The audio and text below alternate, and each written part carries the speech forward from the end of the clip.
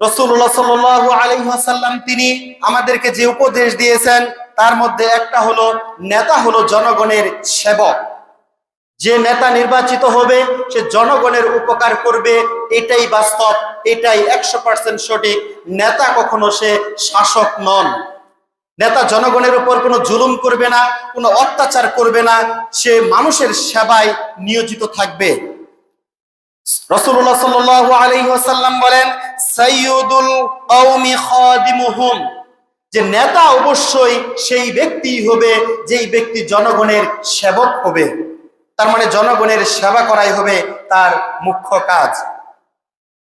এরকম বৈশিষ্ট্য আমরা যদি অর্জন করতে না পারি তাহলে আমরা কখনো আদর্শ নেতা হতে পারবো না।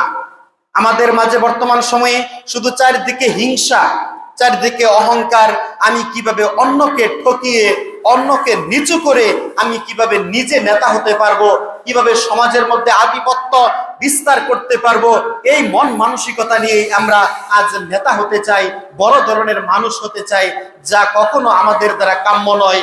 আর মহান আল্লাহ তাআলা আমাদেরকে এ ব্যাপারে সাবধান করে দিচ্ছেন। মহান আল্লাহ তাআলা আমাদেরকে যে উপদেশ দিচ্ছেন এর মধ্যে অনেকগুলো উপদেশ আছে। তার মধ্যে একজন প্রকৃত আদর্শবান নেতা হতে হলে তাকে দয়ালু হতে হবে এবং কোমলতা প্রকাশ করতে হবে। নেতা কখনো কঠোর হতে পারবে না, কঠিন হতে পারবে না, নেতা হবে দয়ালু। রাসূলুল্লাহ সাল্লাল্লাহু আলাইহি ওয়াসাল্লাম তিনি বলেছেন, একজন দয়ালু যে নেতা থাকবে সেই নেতাকে মহান আল্লাহ তাআলা দয়া করেন, ভালোবাসেন। যে আদর্শ নেতা, দয়ালু নেতা, আল্লাহ তাআলা তার প্রতি দয়া করেন। এরকম উপদেশ মহান আল্লাহ তাআলা আমাদেরকে দিয়েছেন।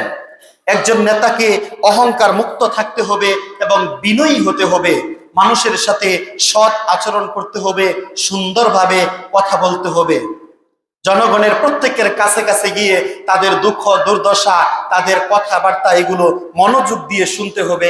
তাহলেই সে একজন প্রকৃত নেতা হতে পারবে, এছাড়া সে নেতা হওয়ার যোগ্যতা অর্জন করতে পারবে না।